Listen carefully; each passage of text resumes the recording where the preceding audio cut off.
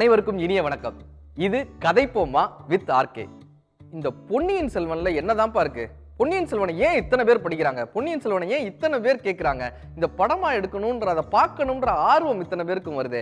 இந்த பொன்னியின் செல்வன்ல என்ன இருக்கு அப்படின்ற ஒரு ஆசையும் ஆர்வமும் எத்தனையோ பேர்கிட்ட இருக்குல்ல. அந்த பொன்னியின் செல்வனை ஒரு 10 நிமிடத்தில் கடத்தக்கூடிய முயற்சி தான் இந்த நிகழ்ச்சி. இந்த கதை இப்படிதாங்க ஆரம்பிக்கும். ஒரு வீரன் ஒரு குதிரையில ஒரு பிரமிப்போட வந்துட்டு இருக்காரு. அங்க சுற்றி இருக்கக்கூடிய வீரநாராயணபுரம் ஏரியினுடைய பிரம்மாண்டமும் பிரமிப்பும் அந்த வீரனை திக்குமுக்காட செய்யுது.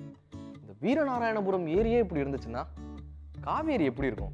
இந்த காவேரி ஓடக்கூடிய தஞ்சை எப்படி இருக்குன்ற ஒரு பிரமிப்போட அந்த வீரன் வந்துட்டே இருக்காரு. அந்த வீரன் வேற யாரும் இல்ல, சோழ தேசத்தினுடைய மூத்த இளவரசரான ஆதித்த கரிகாலனின் உற்ற நண்பரான வானர் குலத்து வீரன் வந்தியத்தேவன் தான் அந்த குதிரையில வந்துட்டே இருக்காரு.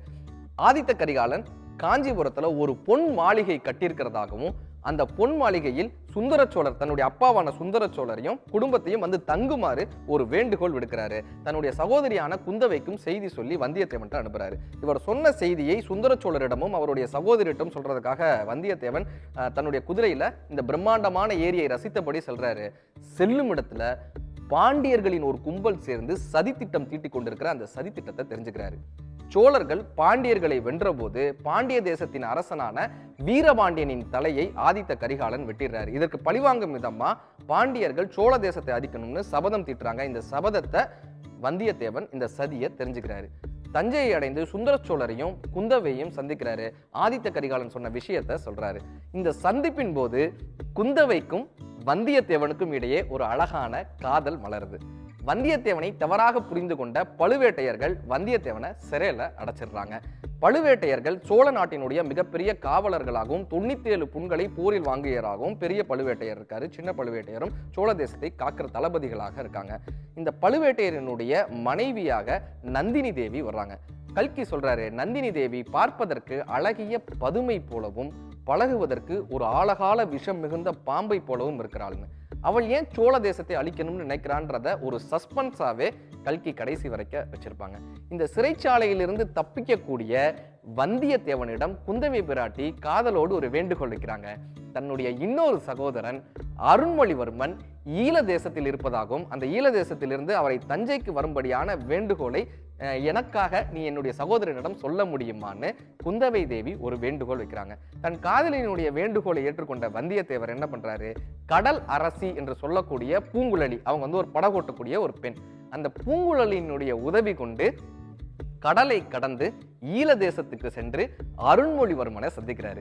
அந்த அருண்மொழிவர்மன் தான் பொன்னியின் செல்வன் என்று அழைக்கப்படுறாரு. பிற்காலத்தில் ராஜராஜ சோழன் என்று அழைக்கப்பட்டவரும் அவர்தான் தஞ்சையினுடைய பெரிய கோயிலை கட்டிய ராஜராஜ சோழன். அவரைத்தான் நம்ம பொன்னியின் செல்வன் சொல்றோம். ஏன்னா சின்ன வயதுல அந்த குழந்தை பொன்னி நதி, அதாவது காவேரியில அந்த குழந்தை விழுந்துதான்.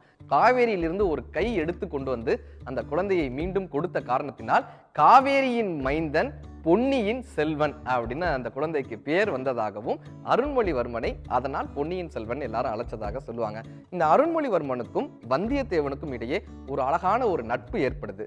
இதற்கிடையில அருண்மொழிவர்மன் தனியாக ஈழத்தில் ஆட்சி நடத்தி கொண்டிருக்கிறான்ற ஒரு குற்றச்சாட்டை வைத்து பழுவேட்டையர்கள் அருண்மொழிவர்மனை கைது செய்வதற்காக ஒரு படையை அனுப்புறாங்க. இந்த படையோடு பாண்டியர்களினுடைய சதி ஆலோசனை செய்த அந்த கும்பலும் இணைந்து கொள்றாங்க. அருண்மொழிவர்மனுக்கு பதிலாக வந்தியத்தேவன் அவர்கிட்ட மாட்டிக்கிறாரு. வந்தியத்தேவனை பிடித்து இழுத்துட்டு வர்றாங்க. வந்தியத்தேவனை காப்பாற்றும் விதமாக அருண்மொழிவர்மன் இன்னொரு படகுல போய் வந்தியத்தேவனை காப்பாற்றுவதற்காக போறாரு.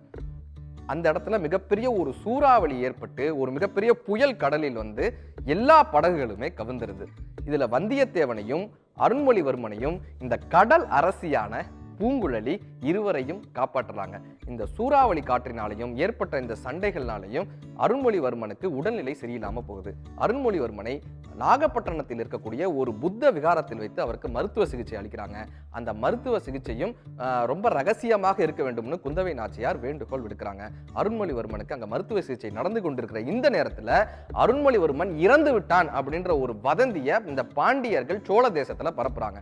அருண்மொழிவர்மன் இறந்து விட்டான்ற ஒரு வதந்தியின் மூலமாகவும் அந்த குழப்பத்தின் மூலமாகவும் சோழ தேசத்துல மிகப்பெரிய ஒரு புரட்சிகளும் குழப்பங்களும் உருவாகுது. இந்த நேரத்துல அருண்மொழிவர்மன் ஒரு யானை மீது சோழ தேசத்தில் தான் உயிரோடு இருக்கிறோம் என்ற நம்பிக்கையை மக்களுக்கு ஊட்டுறாரு. அந்த குழப்பங்களை எல்லாம் தீர்க்கிறாரு.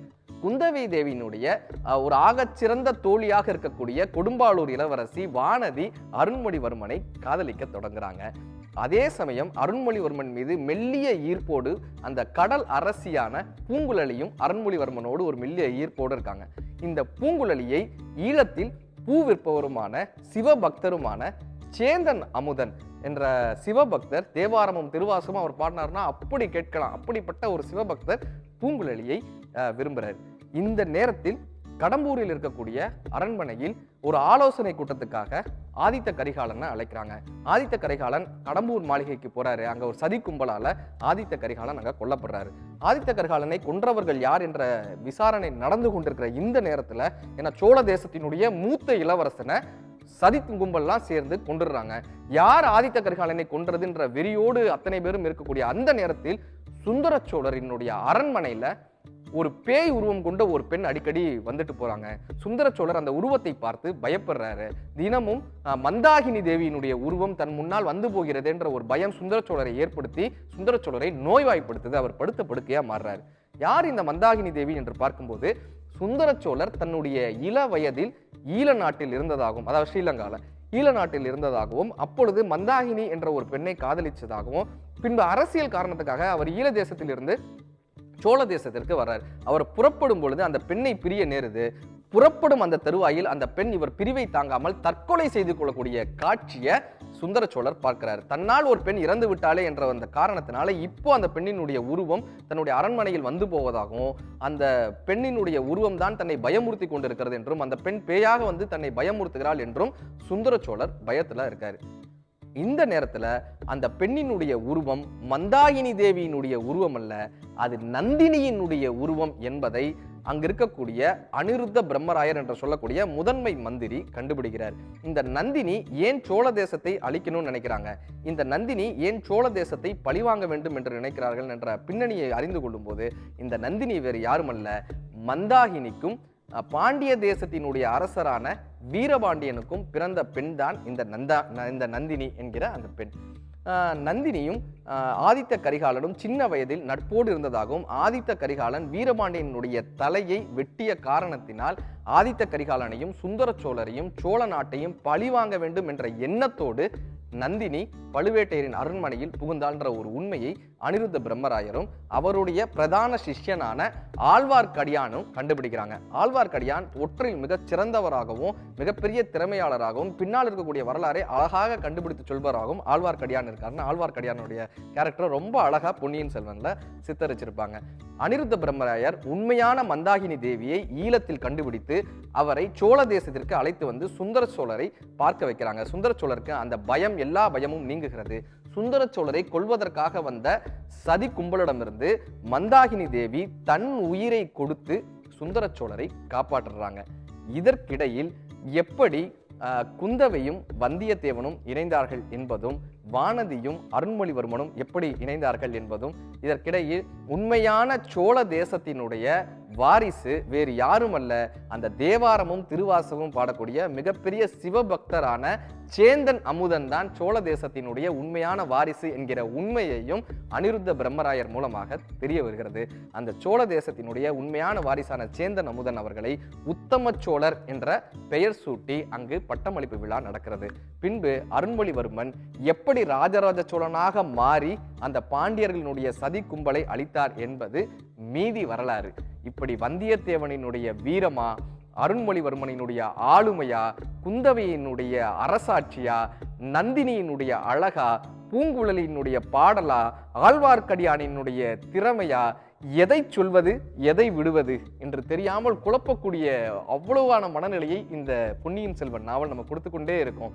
இது நம்மை சோழ தேசத்திலிருந்து சிறைப்படுத்தி வைத்தே இருக்கும். நம்ம மீண்டு வர முடியாது என்ற காரணத்தினால் அல்ல, மீண்டு வர விரும்பாத காரணத்தினால்னே சொல்லலாம். இந்த பொன்னியின் செல்வனை படிப்போம், வாசிப்போம், நேசிப்போம், விரைவில் பார்க்கவும் செய்வோம். நன்றி, வணக்கம்.